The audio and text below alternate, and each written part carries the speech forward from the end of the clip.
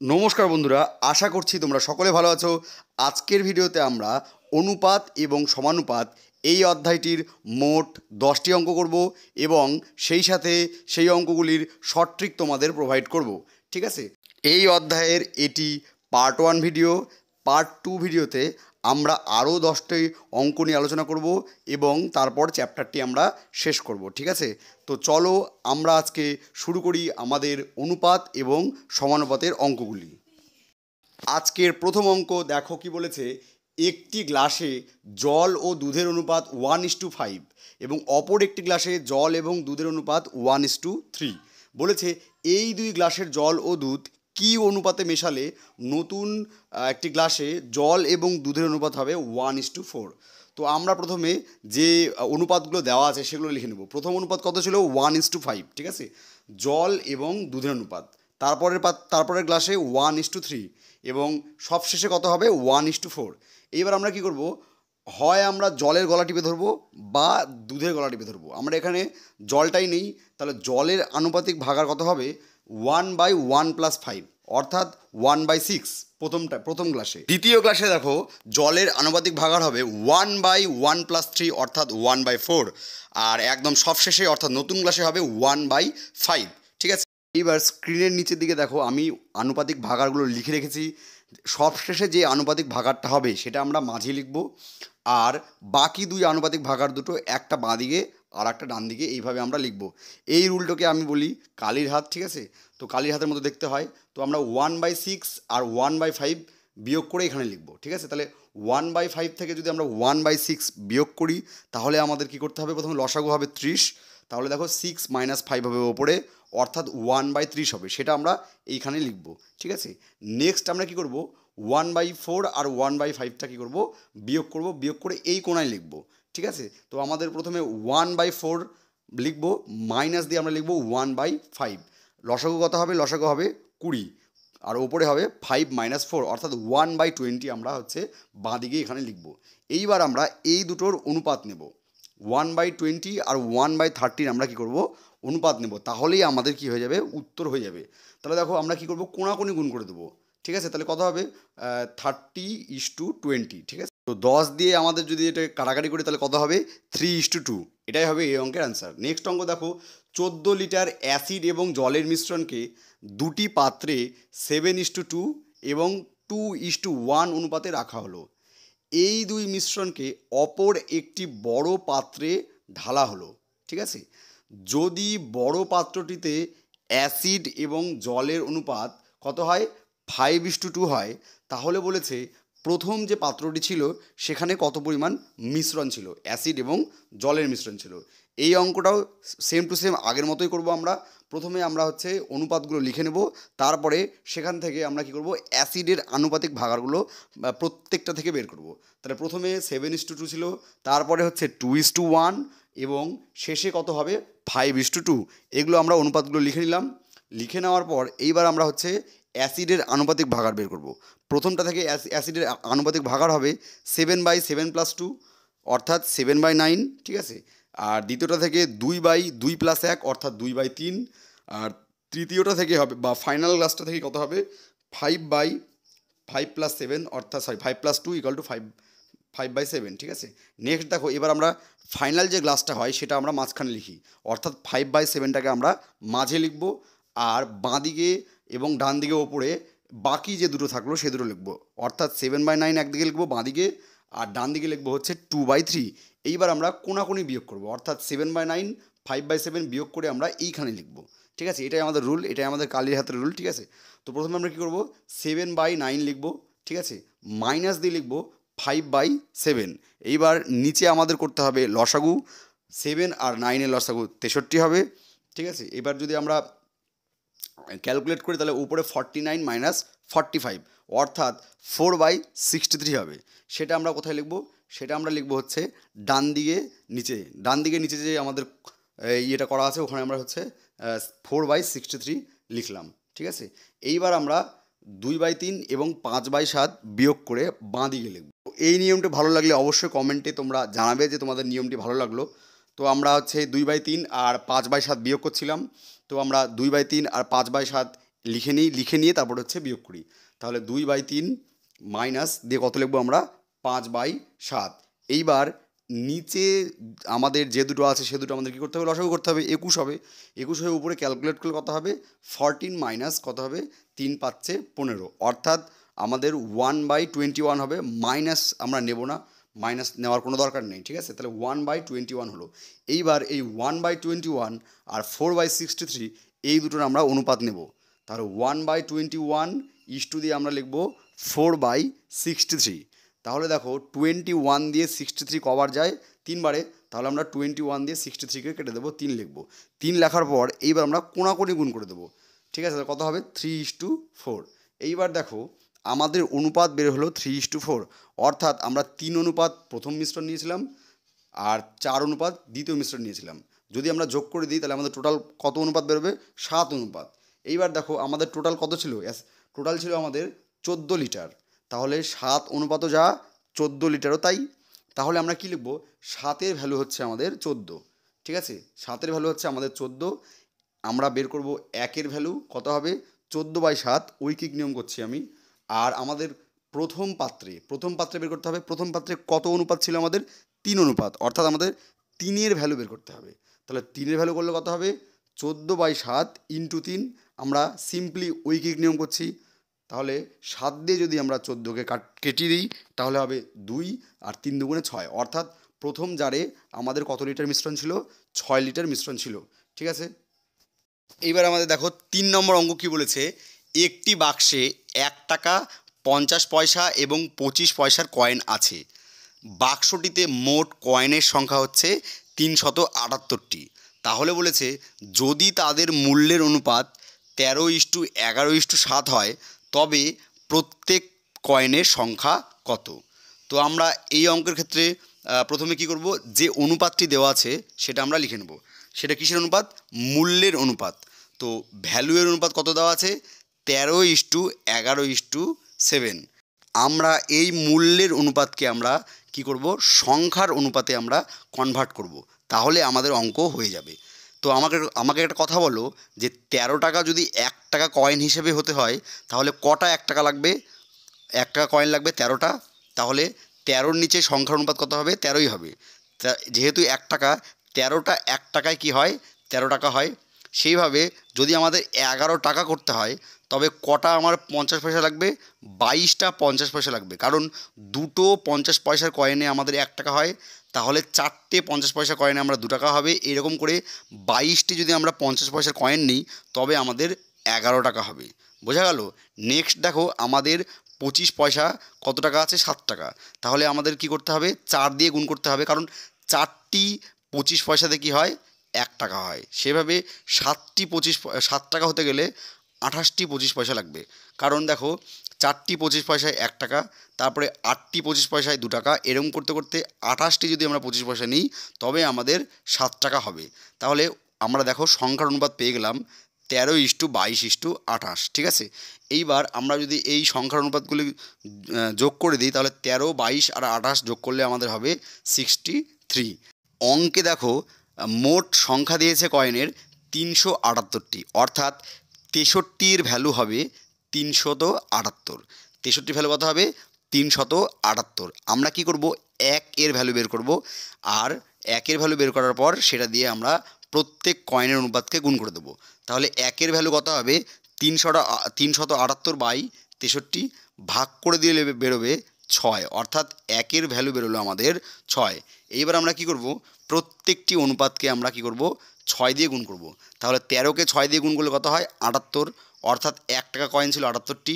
Next 22কে যদি আমরা 6 দিয়ে গুণ করে দিই তাহলে আমাদের হবে 132, অর্থাৎ 50 পয়সা ছিল 132টি। আর 28কে যদি আমরা 6 দিয়ে গুণ করি তাহলে আমাদের বেরোবে 168, অর্থাৎ আমাদের 168টি কী ছিল 25 পয়সার কয়েন ছিল। এইবার দেখো আমাদের নেক্সট অঙ্ক কী বলেছে, সোজা অঙ্কের একটা 3 লিটার মিশ্রণে অ্যালকোহল ও জলের অনুপাত হচ্ছে 3:7। আবার 4 লিটার অপর একটি মিশ্রণে অ্যালকোহল এবং জলের অনুপাত 3:5। এই দুই মিশ্রণকে মেশানো হলো। তাহলে কি বলেছে নতুন যে মিশ্রণটি তৈরি হবে সেখানে অ্যালকোহল এবং জলের অনুপাত কত হবে সেটা আমাদের বের করতে হবে।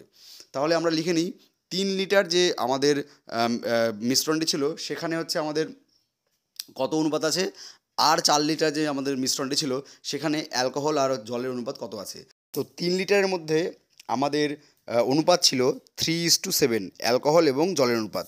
আমরা অ্যালকোহলকে এ দিয়ে লিখব আর জলকে আমরা হচ্ছে ডাব্লু দিয়ে ডিনোট করব।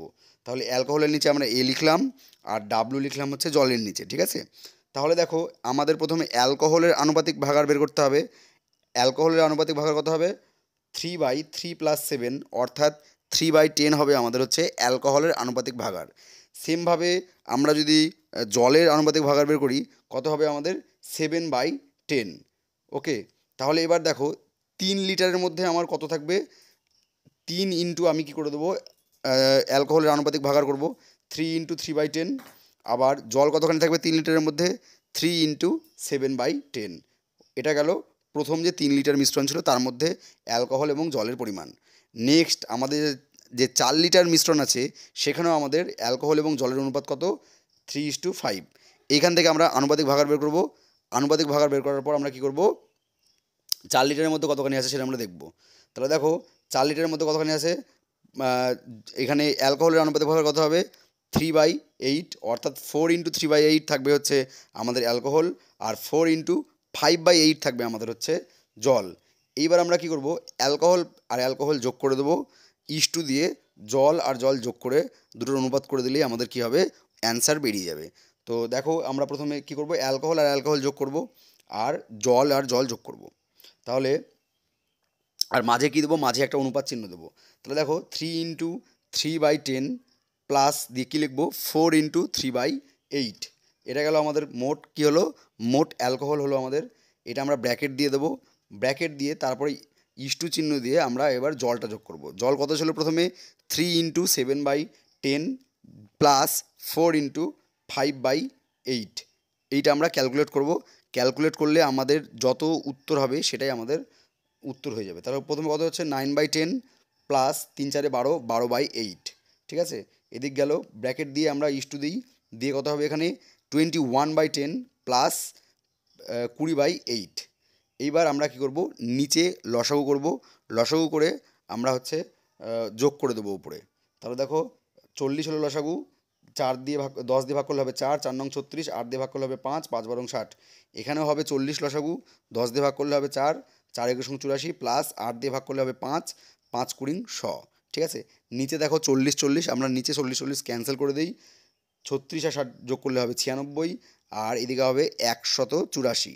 এইবার যদি আমরা 8 দিয়ে ভাগ করে দিই দুটোকেই তাহলে 12 ইস্টু কত বেরোবে আমাদের 23, ঠিক আছে। এইটাই হচ্ছে আমাদের অনুপাত হবে, জল এই অ্যালকোহল এবং জলের অনুপাত কী হবে এটাই। নেক্সট অঙ্ক দেখো কি বলেছে, 624 টাকা 3 জন বন্ধুর মধ্যে 1/2 ইস্টু 1/3 ইস্টু 1/4 অনুপাতে যদি আমরা ভাগ করে দিই তাহলে তৃতীয় বন্ধু কত টাকা পাবে। তো দেখো আমরা সবসময় স্বাভাবিক সংখ্যার অনুপাত দেখতে অভ্যস্ত, আমরা 1/2 ইস্টু 1/3 ইস্টু 1/4 এরকম অনুপাত আমরা দেখতে অভ্যস্ত না।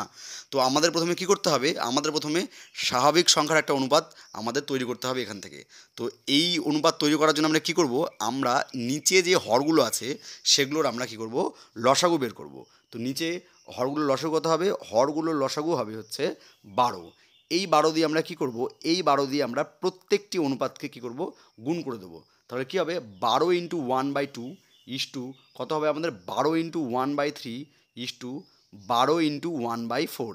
এইবার আমরা যদি কাটাকুটি করে ক্যালকুলেট করি তাহলে আমাদের একটা স্বাভাবিক সংখ্যার কী হবে, অনুপাত বেরিয়ে যাবে। তাহলে দেখো এখানে হবে 6, এখানে কাটাকুটি করলে হবে 4 আর এখানে কাটাকুটি করলে হবে 3, অর্থাৎ আমাদের অনুপাত গিয়ে দাঁড়াবে 6:4:3। অর্থাৎ আমাদের যোগফল কত হবে, এগুলির যোগফল হচ্ছে 6 আর 4 10 আর 3 13, অর্থাৎ আমাদের মোট অনুপাত হচ্ছে 13 হলো। আর অঙ্কে মোট টাকা কত, 624 টাকা, অর্থাৎ 13-র ভ্যালু যা হবে 624-এর ভ্যালু তাই হবে। তো আমরা কী লিখবো, 13 এর ভ্যালু কত লিখবো 624। সেইখান থেকে আমরা প্রথমে 1-এর ভ্যালু বের করব আর তারপরে আমরা যেহেতু তৃতীয় বন্ধু চেয়েছে সেই জন্য আমরা 3-এর ভ্যালু বের করব। তো 13 এর ভ্যালু 624 হলো, 1-এর ভ্যালু কত হবে 624/13, ঠিক আছে।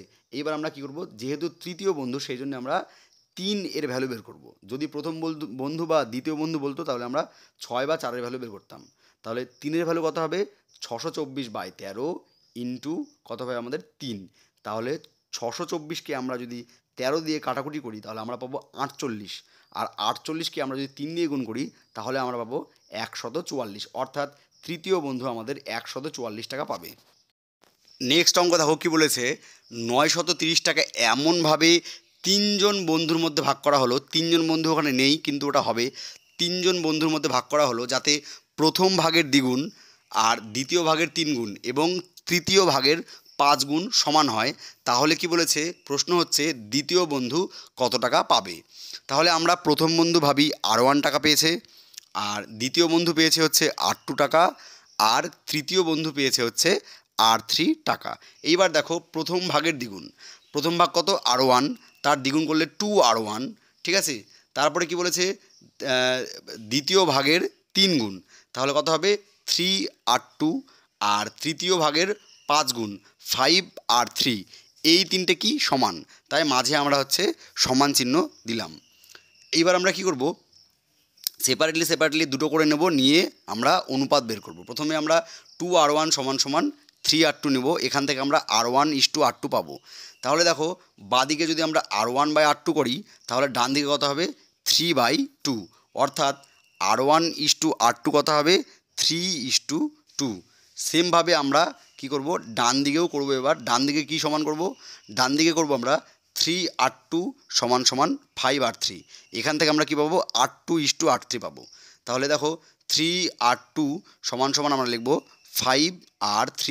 এইবার যদি আমরা R3টাকে বাদিকে নিয়ে যাই তাহলে কত হবে? R2/R3 = ডান দিকে হবে 5/3, ঠিক আছে। তো R2:R3 কত হবে আমাদের? R2:R3 হবে 5:3। এইবার আমরা কি করব, এই দুটো অনুপাতকে ওপর নিচে লিখব, লেখার পর সেটাকে হচ্ছে দ নিয়ম অ্যাপ্লাই করব। তো আমাদের দেখো R1:R2 কত ছিল? R1:R2 ছিল 3:2, ঠিক আছে। আর R2:R3 কত ছিল আমাদের?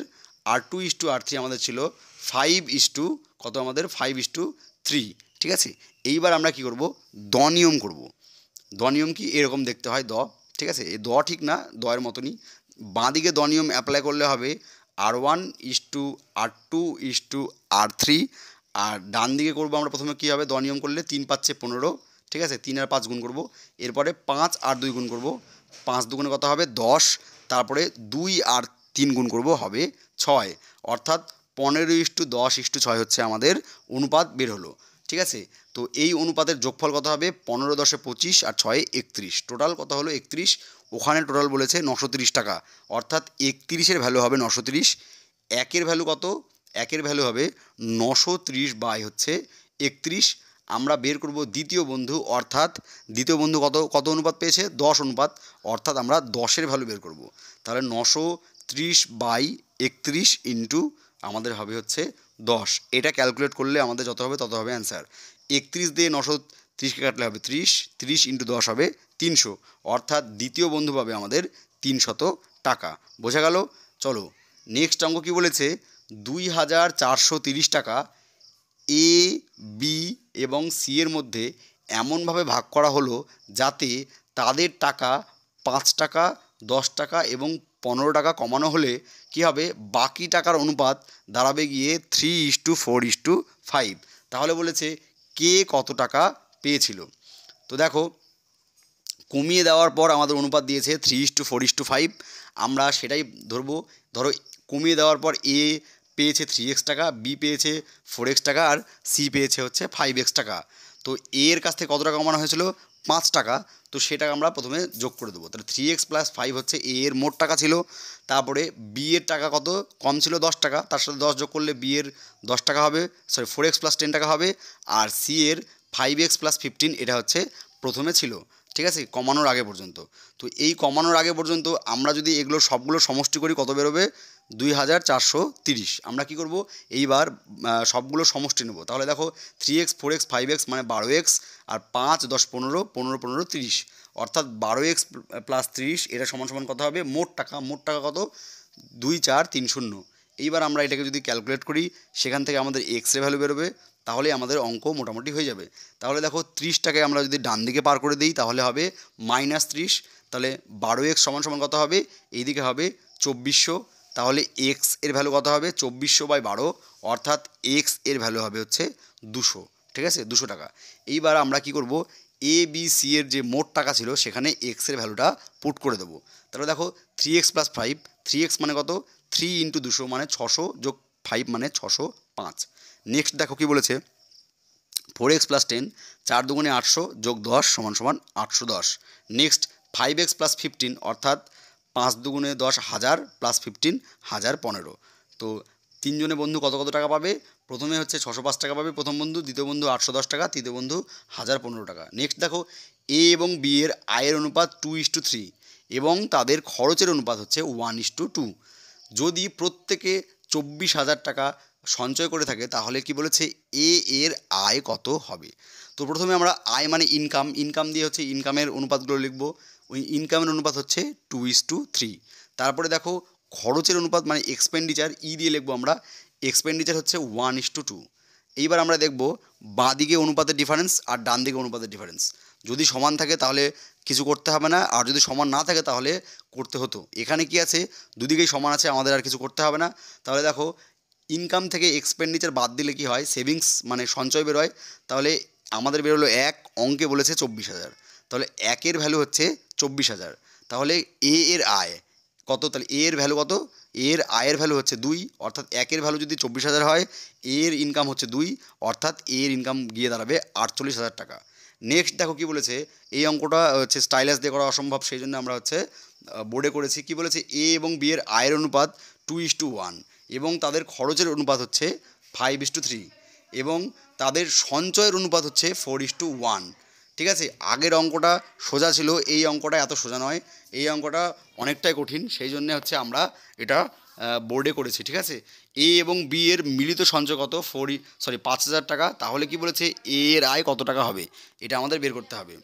তাহলে প্রথমে আমরা কি লিখব, প্রথমে হচ্ছে আমরা ইনকামের অনুপাত লিখব। ঠিক আছে, ইনকামের অনুপাত কত আছে, 2:1। আমরা লিখি ইনকাম সমান সমান কত, 2:1। ঠিক আছে, নেক্সট আমরা লিখব খরচ মানে কি, এক্সপেন্ডিচারকে আমরা হচ্ছে এক্সপেন্ডিচার হিসেবেই লিখি, ইএক্সপি লিখলেও হতো।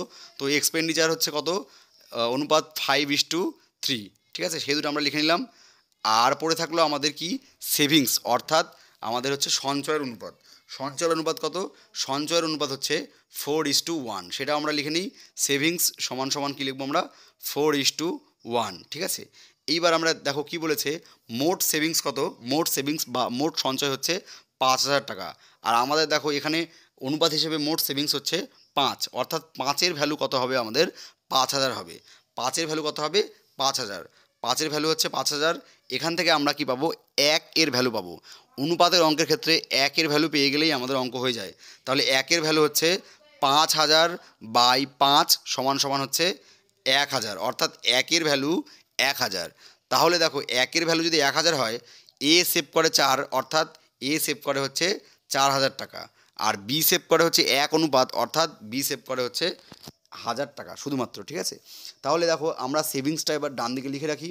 তাহলে আমাদের সেভিংস কত হলো, এ সেভ করলো 4,000 টাকা আর বি সেভ করলো হচ্ছে 1,000 টাকা।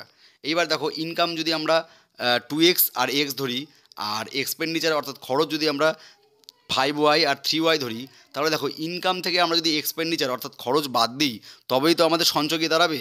তাহলে আমাদের কী করতে হবে, এই ডান দিকে যে ইনকাম আর এক্সপেন্ডিচার আছে সেটা আমাদের বিয়োগ করতে হবে। তাহলে দেখো 2x - 5y, তাহলে এ এর সেভিংস বেরোবে, 2x - 5y করলে কত বেরোবে, এ এর সেভিংস কত টাকা দেওয়া আছে, এ এর সেভিংস দেওয়া আছে হচ্ছে 4,000 টাকা, অর্থাৎ 2x - 5y করলে আমাদের কত বেরোবে, 4,000। আর সেমভাবে দেখো বি এর সেভিংস কত হবে, x - 3y, এটার ভ্যালু কত হবে হচ্ছে, বি এর সেভিংস 1,000 টাকা। তাহলে দেখো আমরা দুটো সমীকরণ পেয়ে গেলাম। আমরা ওপরের সমীকরণটাকে নাম দেবো 1 নং সমীকরণ, আর নিচের সমীকরণটাকে নাম দেবো 2 নং সমীকরণ। এইবার আমরা কি করব, আমরা যদি এটাকে অপনয়ন পদ্ধতিতে সলভ করি তাহলে আমরা এটার অ্যান্সার পেয়ে যাব। তাহলে দেখো ওপরেরটাকে 1 দিয়ে গুণ করতে হবে 1 নং সমীকরণকে, আর 2 নং সমীকরণকে আমাদের গুণ করতে হবে হচ্ছে 2 দিয়ে। তাহলে দেখো x সমান হয়ে যাবে 2x, এইদিকে হবে 6y সমান সমান 2000। এইবার আমরা কি করব, বিয়োগ করে দেবো। বিয়োগ করে দিলে নিচের চিহ্নগুলো কী হবে, চেঞ্জ হয়ে যাবে। তাহলে দেখো নিচে 2x কেটে গেল, 6y থেকে 5y বিয়োগ করলে y সমান সমান কী হবে, 4000 থেকে 2000 বাদ দিলে কত হবে, 2000। তাহলে y এর ভ্যালু হচ্ছে 2000, সেটাকে আমরা 2 নং সমীকরণে পুট করব y এর ভ্যালু। তাহলে x মাইনাস 3 ইন্টু ওয়াই ছিল, y এর জায়গায় আমরা 2000 লিখলাম, ডান দিকে কত ছিল 1000। তাহলে x মাইনাস 6000 সমান সমান কত হবে, এদিকে 1000। তাহলে x সমান সমান কী হবে, 1000টাকে যদি আমরা ডান দিকে নিয়ে যাই তাহলে x সমান সমান হবে হচ্ছে 1000 প্লাস 6000 সমান সমান হচ্ছে 7000, অর্থাৎ x এর ভ্যালু হচ্ছে 7000। এবার আমাদের চেয়েছে কি a এর আয় কত। a এর আয় কত ধরেছিলাম আমরা, 2x। a এর আয় কত ধরেছিলাম আমরা, 2x, আর b এর আয় ধরেছিলাম আমরা হচ্ছে x। তাহলে a এর আয় যদি আমরা 2x ধরি তাহলে x এর জায়গায় আমরা কত বসাবো, 7000। 2 ইন্টু 7000 আমাদের কত হবে, a এর আয় হবে হচ্ছে তাহলে আমাদের 14000 টাকা। ঠিক আছে, বোঝা গেল? খুবই সুন্দর অঙ্ক এটা, বেশ ভালো লাগলো অঙ্কটা করতে। আজকে লাস্ট অঙ্ক 10 নম্বর অঙ্ক। দেখো কি বলেছে, 3টি সংখ্যা এ বি সি এমনভাবে আছে যাতে এ এর দ্বিগুণ এবং বি এর 3 গুণ, আবার বি এর 4 গুণ এবং সি এর 5 গুণ কি হয়, সমান হয়। তাহলে বলেছে এ এবং সি এর অনুপাত কত। তাহলে দেখো আমাদের প্রথমে কি আছে, এ এর দ্বিগুণ। এ এর দ্বিগুণ করলে কত বেরোবে, 2a। এ এর দ্বিগুণ কত, এ এর দ্বিগুণ করলে কত বেরোবে, 2a। তাহলে আমরা লিখব 2a সমান সমান কত হবে, বি এর 3 গুণ। বি এর 3 গুণ কত, 3b, অর্থাৎ 2a সমান সমান আমাদের 3b হলো একদিকে। আর একদিকে কী বলেছে, বি এর 4 গুণ অর্থাৎ 4b। 4b সমান সমান কত হবে, সি এর 5 গুণ অর্থাৎ 5c। তাহলে দেখো বাদিক থেকে আমরা কি লিখব, a বাই বি কত হবে আমাদের বাদিকে, a বাই বি 3/2, অর্থাৎ a/b হবে 3/2। ঠিক আছে, আবার দেখো ডান দিকে বি আর সি আছে, অর্থাৎ ডান দিক থেকে আমরা কি পাবো, b/c পাবো। তাহলে b/c সমান সমান কত হবে, 5/4, অর্থাৎ b/c এর ভ্যালু বেরোবে হচ্ছে 5/4। এইবার আমরা কি করব, দুটো অনুপাত ওপর নিচে লিখব, লিখে হচ্ছে আমরা দ্বনিয়ম অ্যাপ্লাই করব। তাহলে আমাদের কি বেরোবে, a/b/c বেরিয়ে যাবে বাদিকে। তাহলে দ্বনিয়ম যদি আমরা অ্যাপ্লাই করি তাহলে বাদিকে আমাদের বেরোবে a/b/c। আমরা সেটা লিখি a/b/c সমান সমান দ্বনিয়ম 3 পাচ্ছে হচ্ছে 15, 5 দুগুণে 10, 2 4 দুগুণে 8। এইবার আমাদের এবিসির অনুপাত চাইনি, এ আর সির অনুপাত চেয়েছে, অর্থাৎ আমরা a/c কত লিখব, 15:8। এই ছিল আজকের অঙ্ক। ধন্যবাদ সকলকে, সবাই ভালো থাকবে।